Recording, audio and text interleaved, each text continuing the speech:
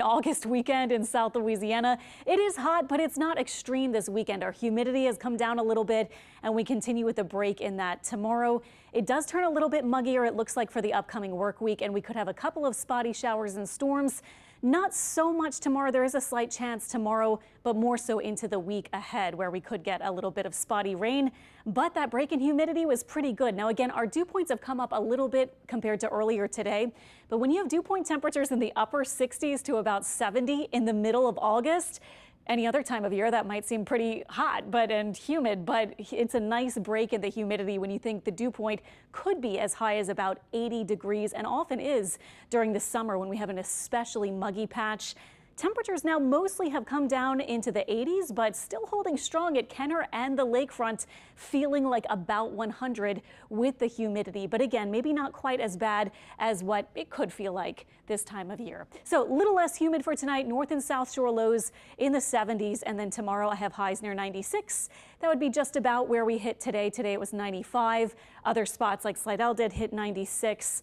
Lots of sun and only about a 10, maybe up to 20% chance of rain tomorrow. Here's your Sunday forecast. Again, an August day where we're not getting a big crazy downpour, no tropical threats, and no record highs. I mean, I guess that's pretty good. We're doing all right at this point in August.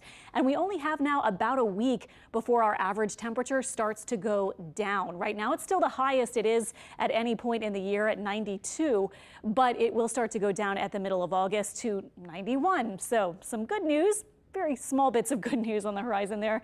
Here's our high resolution model for tomorrow. Little bit of spotty rain, maybe closer to the coast potentially. This is by 5 p.m. You saw that flare up in the afternoon. That's about all that we have for tomorrow. So not a lot of rain, but don't be surprised by an isolated shower or storm.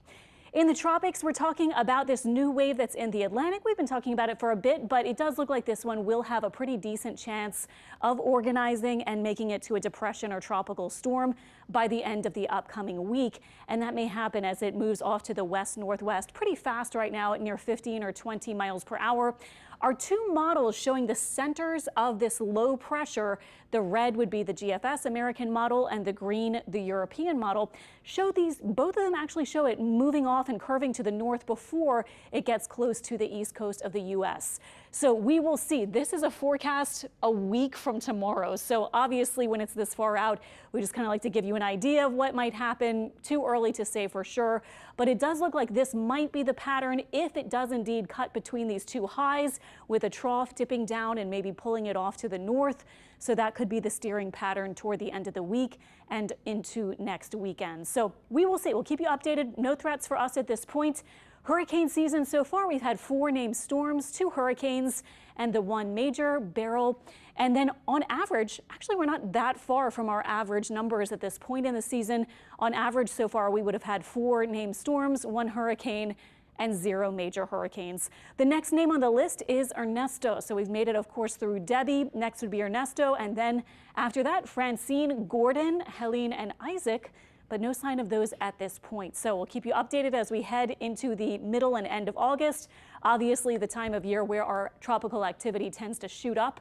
But at this point, that's all we have out there. 7-day forecast shows the temperatures continuing middle 90s with some humidity edging up, as I said, and you saw on that upper air graphic, the big high over us that's been keeping this pretty steady, rather hot forecast. It's also brought our air downward, and that sinking, compressing kind of motion and effect is what's drawing us out right now. So by the middle and end of next week, we will be seeing that humidity edge up a little bit, so that heat index may get closer eventually to about 110.